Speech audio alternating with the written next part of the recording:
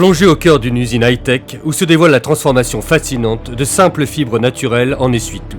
Chaque jour, cette installation impressionnante transforme 150 tonnes de matières premières pour répondre à une demande mondiale de 45 millions de rouleaux quotidiens.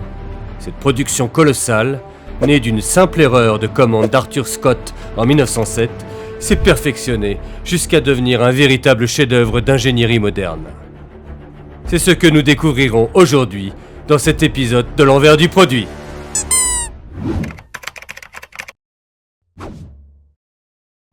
Le processus de fabrication débute dans l'ère de réception des matières premières, où des capteurs sophistiqués analysent automatiquement la qualité de chaque lot entrant.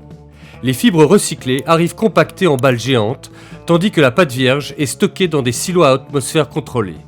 Des véhicules autonomes guidés par laser, AGV, coordonnés par intelligence artificielle, transportent ces matériaux avec une précision chirurgicale, évitant toute collision grâce à leur trajectoire optimisée en temps réel. La sophistication de cette usine est cruciale pour assurer la production de sopalin requise pour assurer la demande croissante. Le cœur du processus commence dans le pulpeur, un colosse industriel fonctionnant comme un mixeur géant. Ses pales rotatives, tournant à une vitesse vertigineuse, brassent un mélange précis de fibres et d'eau pendant exactement 15 minutes. La proportion eau-fibre est cruciale. Le mélange doit atteindre une dilution spécifique pour obtenir la consistance idéale. Des capteurs hygrométriques ultra sensibles surveillent en permanence l'humidité. Une variation de seulement 0,5% peut compromettre tout le processus. Les fibres qui sont utilisées sont à elles-mêmes une prouesse de la fabrication de masse. Elles proviennent principalement de la cellulose de bois, extraite majoritairement de résineux comme le pin et l'épicéa. Le processus débute par le déchiquetage des troncs en copeaux, qui sont ensuite soumis à un traitement chimique, procédé appelé le procédé Kraft, où ils sont cuits dans une solution de soude caustique et de sulfure de sodium. Cette étape permet de dissoudre la lignine et d'isoler les fibres de cellulose. La pâte obtenue subit ensuite un blanchiment au peroxyde d'hydrogène ou au dioxyde de chlore pour atteindre la blancheur désirée. Une fois que la fibre est mélangée correctement avec l'eau, la suspension fibreuse passe par une batterie de filtres haute technologie. Ces systèmes de tamissage, véritables passoires industrielles, éliminent successivement les impuretés, des plus grossières aux plus fines. La pâte purifiée entre alors dans la tour de blanchiment, où des agents spéciaux respectueux des fibres confèrent au produit sa couleur claire caractéristique, tout en préservant ses propriétés d'absorption. L'un des secrets majeurs de la production réside dans le mélange précis des fibres. Les fibres courtes, issues de bois dur, créent la structure absorbante, tandis que les fibres longues, provenant de bois tendre, apportent la résistance. Les ordinateurs de contrôle ajustent constamment ce ratio pour maintenir l'équilibre optimal entre absorption et solidité. De plus en plus, les grandes marques intègrent des fibres recyclées à leur processus afin d'ajouter un caractère écologique à la production du sopalin. Cette fibre, qui offre une meilleure durabilité environnementale grâce à sa croissance rapide, mais nécessite une chaîne d'approvisionnement complexe. La pâte homogène est ensuite acheminée vers la section de formation où elle est étalée sur une toile spéciale se déplaçant à 1800 mètres par minute, l'équivalent de 5 tours d'Eiffel par minute. Cette vitesse phénoménale nécessite des systèmes de contrôle qualifiés ultra rapides. Des caméras haute vitesse inspectent chaque centimètre carré en temps réel, détectant le moindre défaut en une fraction de seconde. Les capteurs recherchent plusieurs défauts, tels que les irrégularités physiques du papier, notamment les trous, les déchirures et les plis qui pourraient compromettre la qualité du produit final. Cette surveillance s'étend également à l'homogénéité et l'épaisseur de la pâte, des paramètres essentiels pour garantir une performance constante du papier essuie-tout. Les systèmes de contrôle automatisés traquent également les moindres imperfections visuelles comme les taches ou les variations de couleurs, assurant ainsi l'esthétique irréprochable du produit. Un aspect particulièrement critique de cette inspection concerne la détection des résidus chimiques de blanchiment, tels que le chlore ou le dioxyde de chlore, dont la concentration doit être rigoureusement contrôlée pour respecter les normes de sécurité et garantir un produit sain pour le consommateur. Les capteurs sont si puissants et rapides que l'œil humain n'est pas en mesure de détecter quoi que ce soit à une telle vitesse. Dans la section séchage, une prouesse technologique se dévoile. Les séchoirs, consommant 60% de l'énergie de l'usine, sont équipés de récupérateurs qui réutilisent 75% de la chaleur produite. La vapeur excédentaire n'est pas perdue. Elle alimente le système de chauffage des bâtiments administratifs, témoignant d'une gestion énergétique optimisée. Des capteurs thermiques ajustent continuellement la température pour maintenir des conditions de séchage optimales.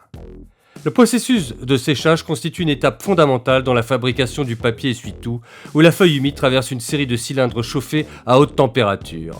Cette phase délicate s'effectue de manière progressive pour éviter tout dommage à la structure du papier. Les cylindres, maintenus à des températures pouvant atteindre plusieurs centaines de degrés, éliminent l'excès d'eau par évaporation tout en préservant les qualités absorbantes du produit final. La vitesse de rotation des cylindres et leur température sont minutieusement contrôlées par des systèmes automatisés qui ajustent en temps réel ces paramètres en fonction de l'humidité résiduelle et de l'épaisseur du papier. Ce séchage minutieux permet d'obtenir un papier avec le taux d'humidité idéal, garantissant à la fois sa résistance mécanique et ses propriétés absorbantes. Le gaufrage constitue une étape critique et indispensable du processus. Des rouleaux en acier, gravés au laser avec une précision microscopique et coûtant jusqu'à 100 000 € pièce, sont chauffés à exactement 180 degrés. Ces cylindres créent des motifs alvéolaires complexes, calculés par ordinateur pour maximiser la capacité d'absorption. Chaque motif est le résultat d'années de recherche en mécanique des fluides et en sciences des matériaux. En parallèle, dans une section dédiée, des machines spécialisées fabriquent les tubes en carton renforcé. Ces cylindres, plus robustes que ceux du papier toilette, sont produits en collant plusieurs couches de carton recyclé selon un angle précis pour optimiser leur résistance. Un système de découpe laser les dimensionne avec une précision millimétrique. Le processus d'assemblage final du papier essuie-tout représente un ballet technologique parfaitement orchestré. La ligne de production commence par la perforation du papier, réalisée par des rouleaux dentelés rotatifs qui créent des lignes de prédécoupe précises, espacées généralement de 23 à 25 cm selon les standards du marché. Cette feuille perforée est ensuite guidée vers des mandrins en carton qui tournent à grande vitesse, permettant l'enroulement parfaitement synchronisé du papier. Des capteurs laser contrôlent en permanence la tension d'enroulement pour garantir une densité uniforme et éviter tout plissement. Une fois la quantité exacte de papier enroulé, typiquement entre 50 et 100 feuilles selon les gammes, des lames de haute précision découpent le rouleau à la volée sans ralentir la production. Cette chorégraphie mécanique complexe permet d'atteindre des cadences impressionnantes, de 300 à 400 rouleaux par minute, soit plus de 20 000 rouleaux par heure, le tout maintenu avec une précision millimétrique grâce à des systèmes de contrôle informatisés qui ajustent en temps réel chaque paramètre.